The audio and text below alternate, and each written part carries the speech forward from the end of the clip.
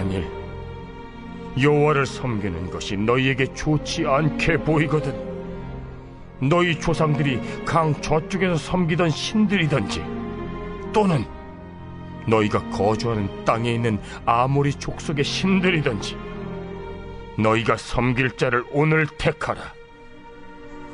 오직 나와 내 집은 여호와를 섬기겠노라. 할렐루야. 오늘 수요 성경 강좌를 통해서 여러분들을 만나게 하심을 주님의 이름으로 감사를 드립니다. 오늘도 함께하는 여러분들 한 사람 한 사람에게 주님의 은혜와 사랑이 넘쳐나길 축복합니다. 오늘 우리가 2020년도 마지막 수요 성경 강좌 16번째 시간 가정이 주 안에서 평화로워야 합니다 라고 하는 말씀으로 같이 나누기를 원합니다. 예전에 가족 오락관에서 한 번은 이제 연세 드신 분들을 부부로 모셔서 퀴즈를 낸 적이 있습니다. 그래서 부부가 서로 한 분이 단어를 주면 다른 한 분이 맞히는 퀴즈였습니다. 사자성어인데요. 남편분이 이제 설명을 합니다. 아내에게 당신과 나의 관계를 뭐라고 하지? 당신과 나의 관계를 한자성어로 뭐라고 해? 그랬더니 그 연세 드신 할머니께서 왼수라고 했습니다. 그래서 그 할아버지가 아니 두 글자 말고 당신과 나와 정말 사랑하고 좋은 관계잖아. 이것을 한자성어 네 글자로 뭐라고 해? 라고 했더니 그 할머니의 대답이 가관이었습니다. 무엇인 줄 아십니까? 평생 왼수라고 했습니다. 그때 할아버지가 실망하시면서 많이 안타까워했다고 합니다. 이 문제의 대답은 무엇일까요? 바로 천생연분입니다. 참 부부관계가 참 소중하고 아름다워야 되는데 이게 일평생 살면서 왼수같이 지냈던 모습을 단편적인 예로 이렇게 오락 프로그램에서 나온 것을 보면서 가정이 참 소중함을 다시 한번 깨닫게 됩니다. 하나님께서도 가정을 참 소중히 여기시죠. 그래서 태초에 아담과 하와를 만드신 이후에 서로가 보기에 힘이 좋았더라. 그리고 서로가 돕는 배필로서 아담과 하와를 만들었는데 그들에게 죄가 들어오고 그 관계가 깨어지고 하나님과의 관계가 깨어짐을 통해서 참 안타까운 모습이 있는데 이만큼 우리가 가정은 참 믿음의 기초로서 매우 중요함을 오늘 같이 여러분들과 온라인을 통해서 나누기를 원합니다. 첫 번째, 가정은 하나님이 인류에게 허락하신 최초의 행복기관입니다. 이것을 우리가 깨달으셔야 돼요. 그래서 신앙으로 통일된 가정은요, 위로의 처소요, 소성케 하는 병원이요, 사랑의 요양소요, 지상의 낙원이요, 인생의 안식처다라고 이야기합니다. 그러나 근대에 와서는요, 가정의 파괴가 점점 늘어나고 또 하우스는 있으되 스위트홈은 없다라는 말이 있듯이 참 집은 있는데 가정이 참 하숙집처럼 서로 사랑이 없는 그런 관계를 이어가는 것을 보면서 너무나도 안타깝습니다. 그러므로 우리 성도의 가정이 먼저 하나님 안에서 화목하고 하나님의 복을 받아 누려야 합니다. 그래서 하나님이 인류에게 주신 4대 기관이 있다고 합니다. 그것은 뭐냐면 국가와 학교와 교회와 가정이다 이런 말을 합니다. 그래서 인생의 4대 신성을 자연과 노동과 종교와 부자라고 합니다. 인생을 그래서 성공적으로 산 사람들의 특징을 잠시 예를 들면 어떤 실패나 어려움 속에서도 좌절하지 않는 사람이었고요. 모든 일에 청렴결백하며 검소하고 깨끗하게 산 사람이었고 철저한 기독교인으로 위대한 꿈을 가진 사람이다라고 이야기합니다. 그리고 모두가 가정적인 사람이다라고 이야기합니다. 그러므로 성도는 먼저 가정의 십자가부터 질 수 있어야 합니다. 그래서 하나님께서도 모세를 통해서 이스라엘 백성들에게 십계명을 주실 때 제5계명이 무엇입니까? 내 부모를 공경하라 였습니다. 그래서 부모에게 지켜야 될 의무가 있음을 우리가 두 번째로 나누려고 하는데요. 효 없는 가정, 효 없는 조국애가 있을 수 없고 낳으신 은혜, 기르신 은혜, 가르쳐 주신 은혜, 축복의 은혜를 생각하면 그 은혜가 백골난망이다 라고 생각하는 것이 매우 중요하다는 것입니다. 그래서 성경에도 보면 효는 하나님의 명령이고 효는 인생의 본분이며 복의 근원이요 전도의 비결이 됩니다. 네, 효는 약속 있는 첫 계명이다라고 성경은 말하고 불신자들도 효는 매우 중요하잖아요. 그래서 불신자들도 부모님을 잘 공경해야 된다, 부모님을 잘 섬겨야 된다는 말을 너무나도 소중히 잘 여기고 있습니다.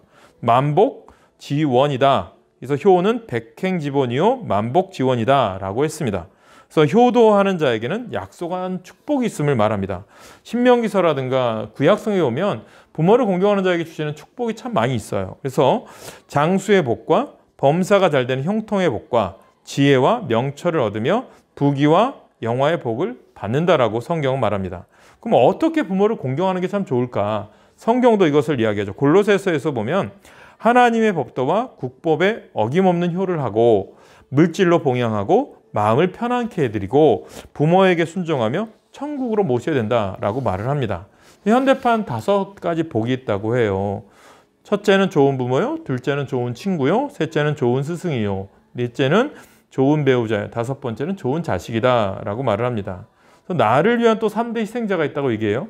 그리스도의 십자가의 희생, 낳아주시고 길러주신 부모님의 희생, 우리 부부 생활.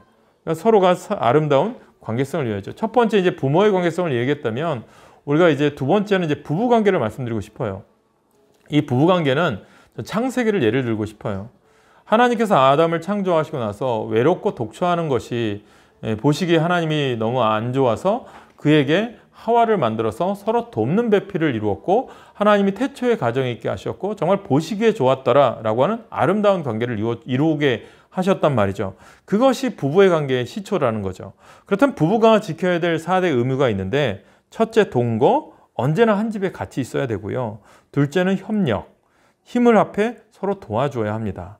넷째는 부조, 붙들어주고 도와줘야 되는 것. 넷째 지조, 약속한 대로 바꾸지 않고 사는 것. 그래서 부부는 젊어서는 애인, 중년 때는 동지, 늙어서는 보호자다. 이런 말을 합니다. 이런 애틋한 부부의 사랑이 얼마나 많이 있습니까? 우리가 예전에 뭐 오래된 영화라든가 또 우리가 뭐 니마 그 강을 건너지 마오라고 하는 영화에서도 보면 노인 그 연세 드신 두 부부가 정말 애틋하게 사랑하는 마음, 그 마음을 담아서 그 스토리를 그냥 실화를 영화로 만든 적이 있는데 정말 부부관계가 그런 애틋한 사랑의 관계가 되어야 되지 않나. 이 성경은 그것을 중요하게 생각한다는 거죠. 특별히 믿는 사람들에게도 부부의 관계, 가정이 매우 중요함을 우리에게 알려주는 그러한 내용을 우리가 깨닫고 다른 사람들에게 아니면 믿지 않는 사람들에게도 본을 보이는 가정생활을 해야 된다라는 것입니다. 그래서 결혼의 목적은 뭘까? 우리가 뭐 요즘 결혼의 목적이 서로에게 뭐 돈을 많이 가져와라 아니면 뭐 서로 부족한 것을 예전에는 뭐 의사나 뭐 이런 사자 들어간 남편을 얻기 위해서는 열쇠 3개를 준비해야 된다. 이것은 철저히 잘못된 것입니다.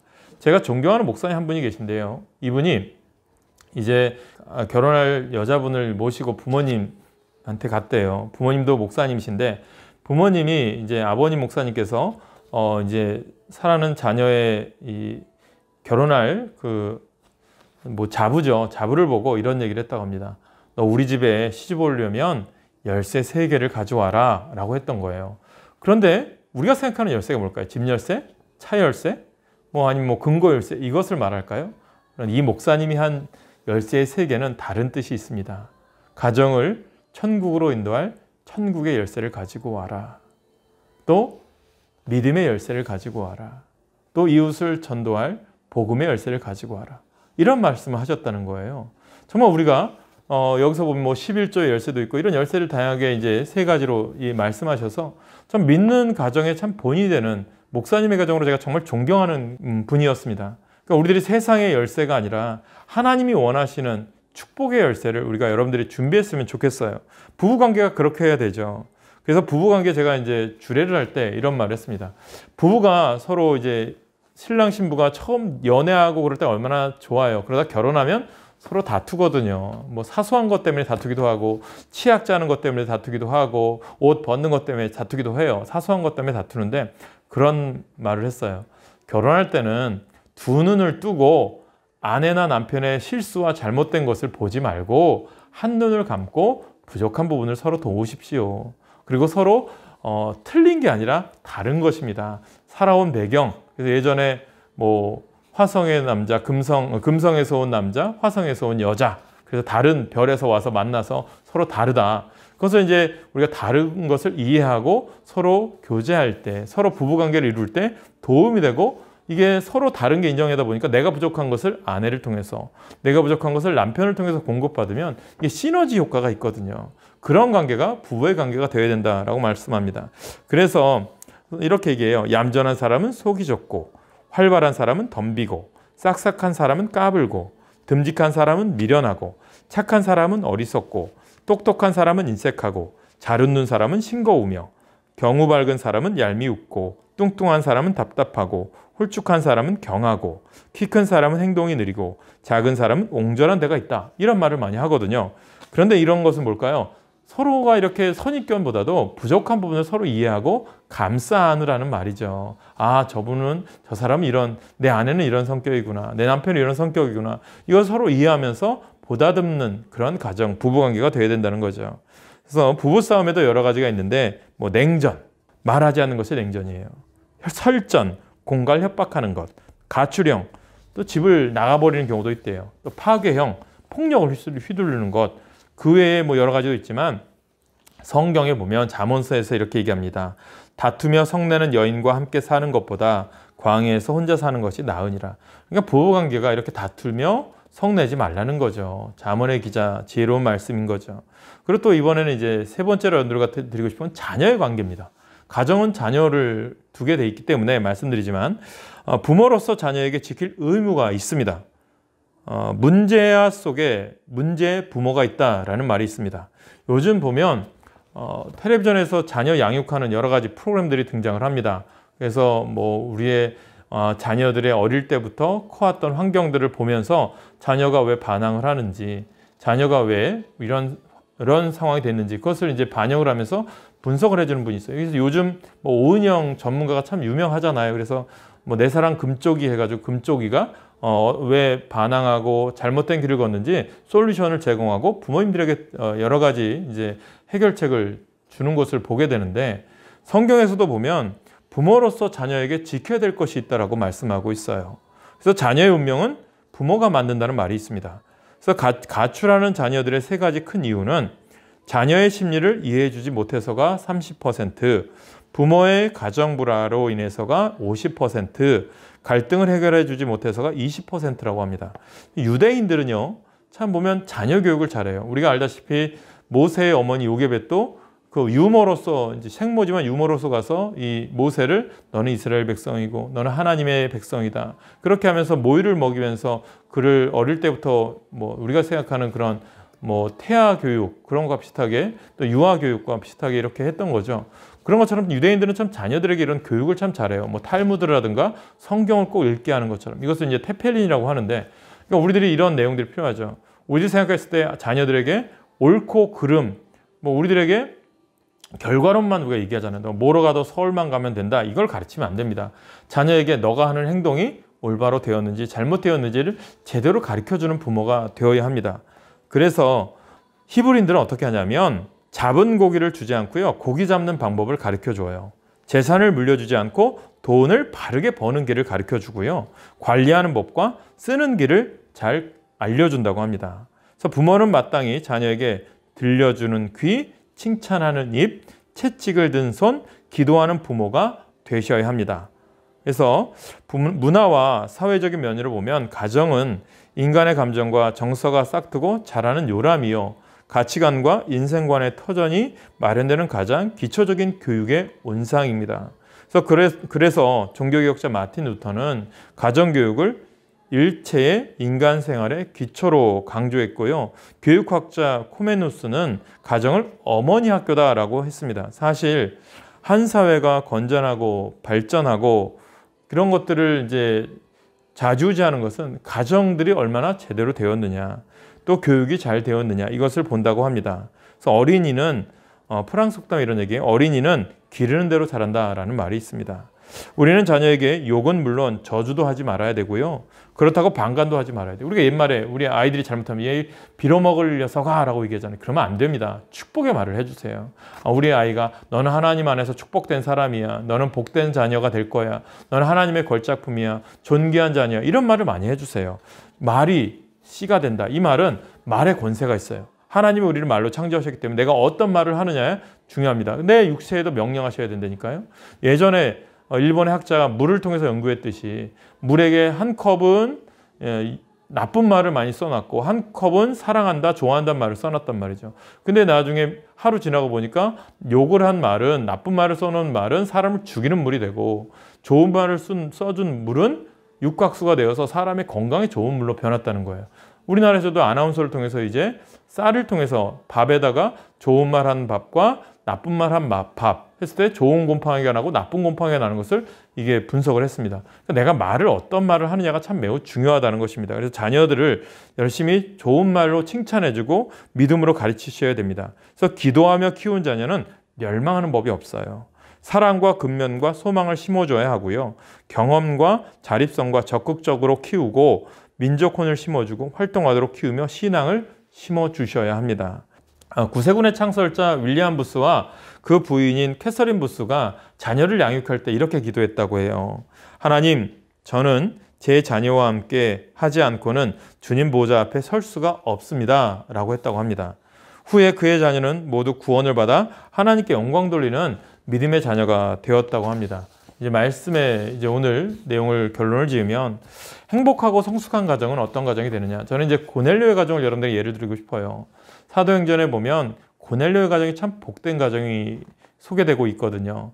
고넬료라고 하는 이 이탈리아의 백부장, 식민지 치하에서 이제 식민지인들을 다스리기 온 군대 이제 중대장과 같죠. 근데 그 가정이 이 유대인들 이스라엘에게 와서 예수님을 영접하고자 합니다. 근데 어떤 방법을 몰라요. 그러다가 베드로를 청하게 됩니다. 주의 종을 청하기 위해서 이제 하인을 보내고 주의 종을 가정에 모시고 가정에 자기 혼자 말씀 듣는 게 아니라 온 가족과 자녀들과 일하는 식도들까지 다 모아서 함께 예배를 드리고 베드로의 말씀을 듣고 경청하여 온 가족이 세례를 받고 온 가족이 예수를 영접하게 되고 식솔까지 일하는 모든 사람들까지 예수를 믿는 믿음의 가정이 됩니다. 참 모범된 가정이죠. 그래서 예수를 모시며 예배를 사모하는 주의 종을 가정에 모시고 예배를 사모하는 마음이 그 고넬료 가정을 구원케 했고 복된 가정이 되게 했습니다. 그래서 행복하고 성숙한 가정에는 예수님을 모시고 예배하며 살아야 되고요. 긍정적이며 사람과의 관계를 바로 가져야 되고요. 작은 일에도 관심을 가지고 협조해야 됩니다. 없는 중에도 절세하고 근면하며 감사하며 살고 어떤 시련과 실패 속에서도 좌절하지 않으며 서로 믿고 사랑하며 즐거움으로 발전시켜야 됩니다. 먼저 하나님, 다음은 가정, 다음은 직장입니다. 항상 주님 중심의 가정이 되셔서 우리 이 시간 함께하는 모든 분들의 가정이 고넬료와 가정같이 되고 하나님을 섬기는 임마누엘의 가정이 되셔서 복된 삶을 누리는 모든 분들 되시길 간절히 소망합니다. 기도하겠습니다. 주 하나님, 우리가 수요 성경 강좌를 통해서 예수의 기뻐하시는 모습, 믿음의 가정에 대해서 우리가 나누었습니다. 오늘 듣는 모든 분들이 믿음의 가정이 되게 하시고 하나님을 섬기는 복된 가정이 되게 하여 주시옵소서. 2020년도 이제 마무리하는 한 주간 주님의 삶을 깨닫게 하시고 새해에는 하나님만 기뻐하는 하나님이 함께하는 임마누엘의 가정들 되게 하여 주시옵소서. 언제나 우리에게 복 주시는 예수님의 이름으로 기도합니다. 아멘.